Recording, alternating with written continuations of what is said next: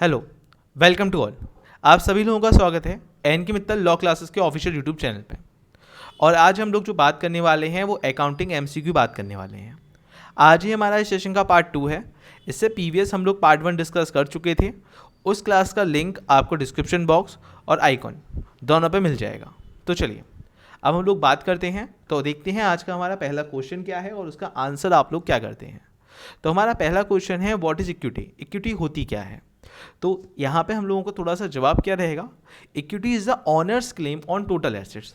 Total assets जो होती हैं उसमें जो ऑनर का क्लेम होता है, यानी कि जो ऑनर का हिस्सा होता है, वो कहलाता है आपका इक्विटी। तो आई होप सभी लोगों ने सही आंसर किया होगा।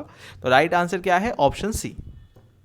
दूसरा question, sir which of the following accounting equation is correct? इसमें से कौन सी अकाउंटिंग इक्वेशन करेक्ट है?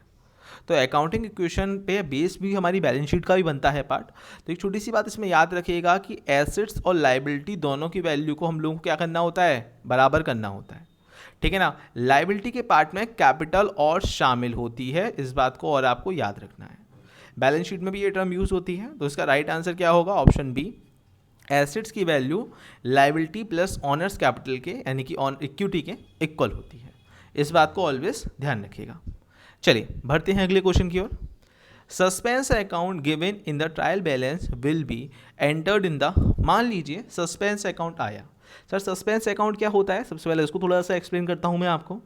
कभी कभी जब हम लोग जनरल से लेज़र बनाने के बाद में ट्रायल बैलेंस बना के अपने खातों को, अपने अकाउंट्स को वेरीफाई और चेक कर रहे होते हैं, तो उस टाइम पे कभी कभी कोई एरर होते हैं जो समझ में नहीं आ रहे होते। जैसे मान लीजिए मैंने 40 की जगह बाई मिस्टेक 400 लिख दिया तो 360 रुपये बढ़ गए, या मान लीजिए 400 की जगह 40 लिख दिया, 360 रुपये कम हो गए। तो ऑब्वियस सी बात है, कुछ एरर हो जाते हैं, ह्यूमन नॉर्मल एक पार्ट है, तो वहाँ पे एरर हो सकते हैं। तो जवाब है हाँ सर, हो सकते हैं। तो यहाँ पे हम लोगों को एक छोटी सी बात ये आती है, वो जो एरर होते हैं वो कहाँ पे डाला जाएगा। तो वो जो एरर होते हैं वो कहाँ पे डाला जाएगा, तो उसका जवाब वो सस्पेंस अकाउंट के नाम से डाल दिया जाता है। जो अमाउंट नहीं मैच होता उसे सस्पेंस अकाउंट के नाम से हम लोग एंटर कर देते हैं। तो ये जो अमाउंट होता है ये कहाँ पे शो करा जाता है? सर ये बैलेंस शीट में शो करा जाता है। तो इसका राइट आंसर क्या होगा? Balance sheet is the right answer. I hope अभी तक हम लोगों के जो भी क्वेश्चंस हो चुके हैं वो आप लोगों को प्रॉपर क्लियर हो गए होंगे। हम लोगों का टारगेट ज़्यादा से ज़्यादा क्वेश्चन रखने का है यहाँ पे 1000 क्वेश्चंस की सीरीज़ में। हम लोगों ने चाहे इक्विटी का पार्ट समझा हो, ऑनर्स कैपिटल का पार्ट समझा हो, या बैलेंस शीट वाला। अब हम लोग इसके बाद अपना अगला 4th क्वेश्चन की ओर आगे बढ़ रहे हैं। हमारा चौथा क्वेश्चन है, विच of the following is the closing balance of the ledger account? इसमें से कौन सा क्लोजिंग बैलेंस होता है लेजर अकाउंट का, ये आप लोगों को बताना है। तो राइट आंसर क्या है? बैलेंस सीडी, यानी कि सीडी की फुल फॉर्म होती है कैरिड डाउन, ठीक है ना। तो उसको बोलते हैं हम लोग क्लोजिंग बैलेंस लेजर अकाउंट का।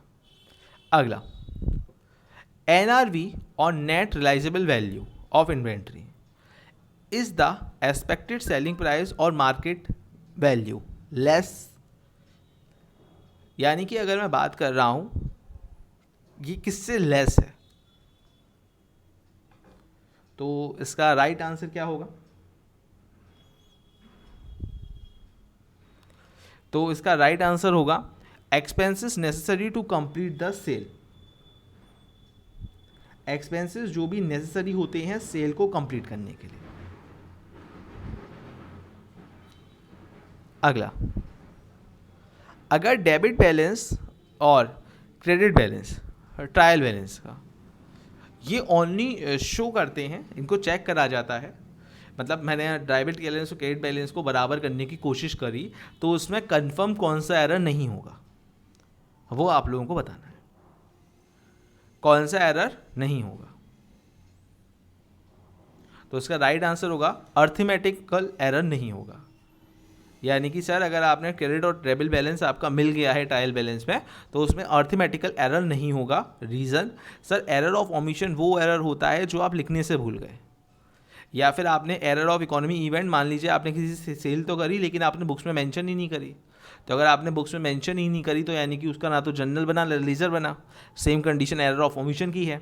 और अगर आपने किसी बैलेंस को जनरल एंट्री में ही कम दिखा दिया है तो वो लेजर में भी कम होगा, तो उसका ट्रायल बैलेंस भी कम आएगा। तो ऑब्वियस सी बात है सब चीज़ें मिल रही होंगी, है ना। लेकिन अब आर्थमेटिक वो एक्यूरेसी उसमें रहेगी सर किस में? अगर आपका डेबिट और क्रेडिट बैलेंस मिल गया है तो इसमें अर्थमेटिकल एरर नहीं होगा, इस बात को आप ध्यान रखिएगा। तो ए यहाँ पे सही जवाब बन जाएगा। एक कंपनी परचेज करती है व्हीकल को 6,000 रुपये में, 5 साल तक के लिए वो सोचती है वो इसको रखेगी, ठीक है, और जब लास्ट में वो इसे सेल आउट करेगी तो 1,000 रुपये का सेल आउट कर देगी। तो एग्जामिनर ने आपसे डेप्रिसिएशन पूछा है स्ट्रेट लाइन मेथड से।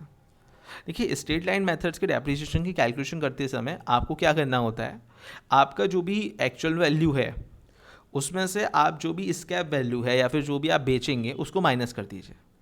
रियल वैल्यू में से स्क्रैप वैल्यू को माइनस कर दीजिए और जितने साल तक के लिए आप सोच रहे हो उससे डिवाइड कर दीजिए, इससे आपकी डेप्रिसिएशन निकल आती है।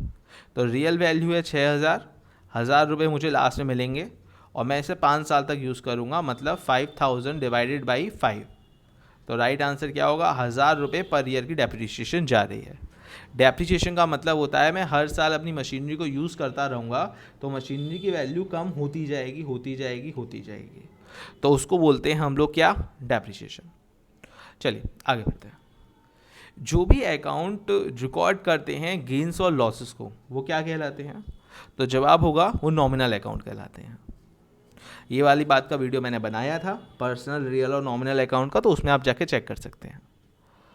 रियल अकाउंट रिकॉर्ड क्या करते हैं, real account purchase, stock, sales, goods, आप लोग का फर्नीचर, मशीनरी, इन सब का रिकॉर्ड रखते हैं। तो यानी कि ये कमोडिटीज़ का रिकॉर्ड करते हैं। डेबिटर क्रेडिटर वाले पर्सनल हो जाएंगे, गेन और लॉस वाले नॉमिनल हो जाएंगे। तो रियल अकाउंट में आपका क्या आएगा, कमोडिटीज़ का रिकॉर्ड रखते हैं। B is the right answer. Which of the following can be disturbed amount the shareholder, इसमें से शेयर होल्डर्स के बीच में क्या बढ़ता है, तो राइट आंसर होगा जनरल रिजर्व। ये एमसीक्यूज आप लोगों को आपकी तैयारी के लिए बिल्कुल हेल्प करेंगे। तो मेरे भाई इसी चीज़ों की जानकारी के लिए जुड़े रहिए हम लोगों के चैनल के साथ। चैनल को सब्सक्राइब करना बिल्कुल भी ना भूलें। Thank you so much.